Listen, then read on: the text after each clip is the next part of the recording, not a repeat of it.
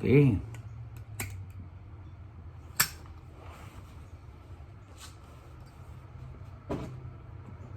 or not to be, whether it is nobler to take arms against a sea of sorrow or to just get on with it. It reminds me.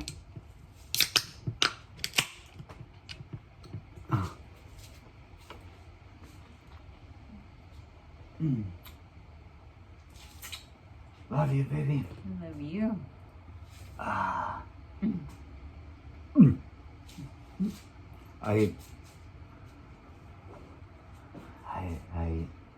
mean not to stand before you. The road we walk together. There's no reason for me to have you looking at my ass. I was gonna say, it's not so bad. That is the question. See how you do it? That's the whole Sean Connery thing. You don't even know it. I couldn't even remember how he did it. I found the tape from with Mr. Lefevre. I got the fever. He was Lefevre, and a very good man, professor, instructor, or whatever the hell you call it at San Jose State when I was in the radio, television, film thing, and we had to learn how to edit things and all this stuff. And so he gave us all that damn Hamlet thing, whatever it is. To sleep, to die. And we had to do that and then cut cassette tape and tape it together in the right spot. You could edit something, your own little cassette tape. You could edit it any way you wanted. Just tape it together and it still works. Amazing. From that, I have saved many old cassette tapes that have gone wrong just by taping them together. I'm not doing any work on it. But the reason I bring this up is because everybody, when I did my to sleep, to die, I can't even reenact it. I was trying to do a British accent is all. Instead I got some Scottish guy that's fucking abusive to women and doesn't like his wife or something, whatever they say.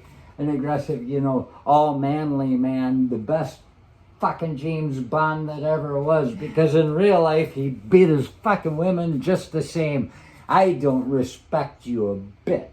She says, why do you only date married women? He says, it makes it simpler.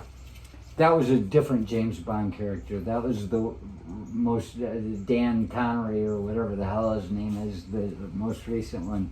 The one that runs and jumps off of things. Oh. He said it makes it simpler, and I said, that was before I met you, baby. I understood it implicitly.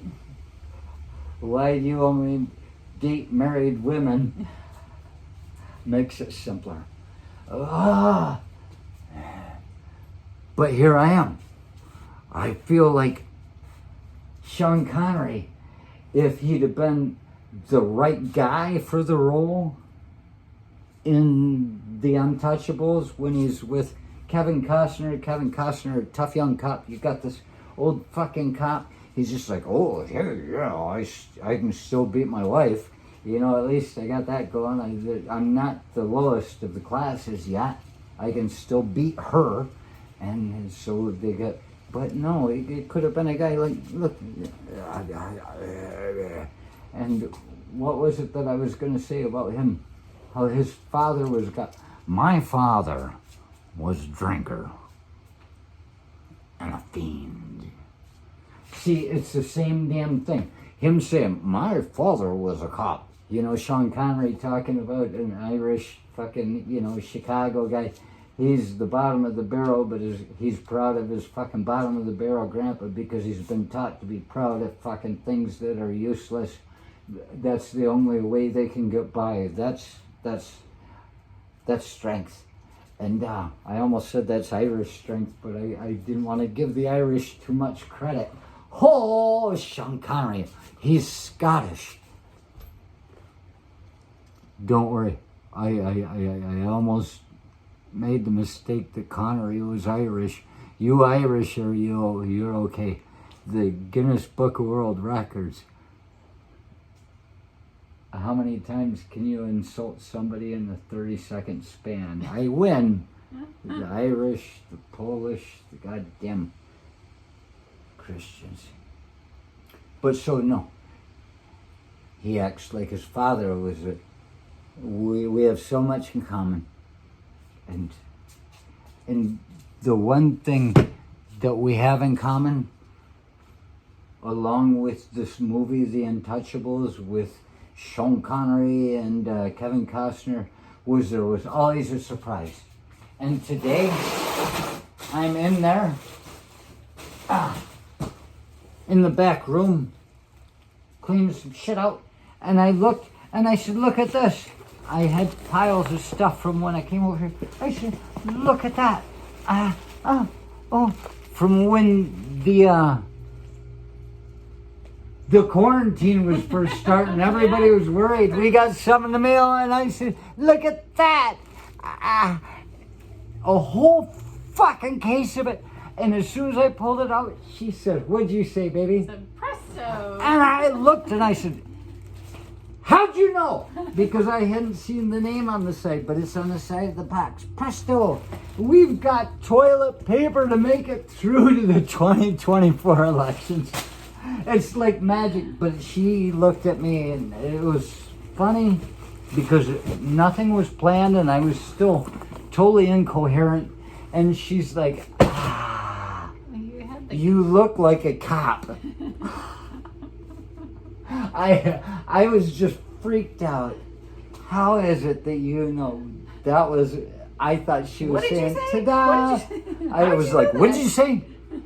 It really threw me off, and I forgot how much I loved you. I was about to start pressuring you for knowledge. But what? Gotta give him a little leeway. Oh, baby. I was, it freaked me out.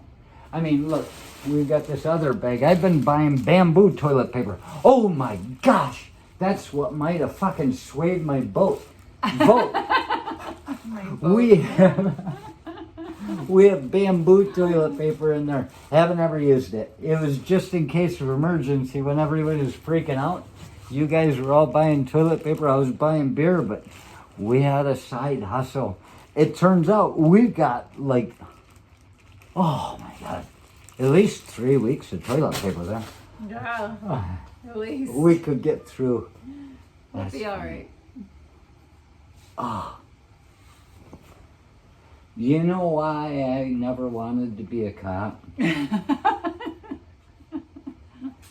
Because they're already... Too much time in court. Well, it's because of my readings. Look at this.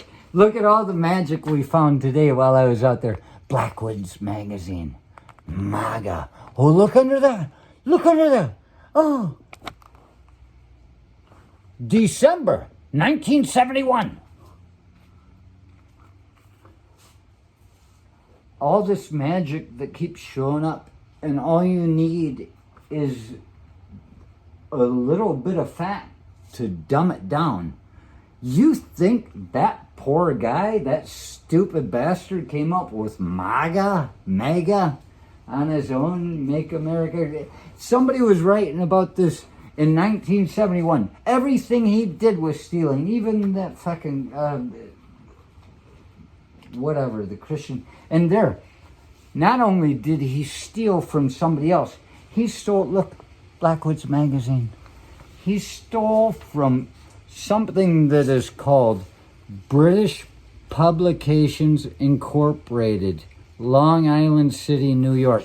So here in 1971, you're still having a company called British Publications.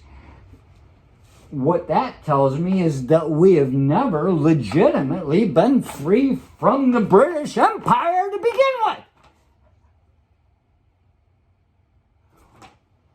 It's so easy to make all this shit up. Why not say it? And why not understand that we still are under the sway of the Queen? If we did not fear the Queen, she would have been dead long ago with a bad doctor, because we're supposed to be in charge. The thing is, we're still under the sway of the British Empire.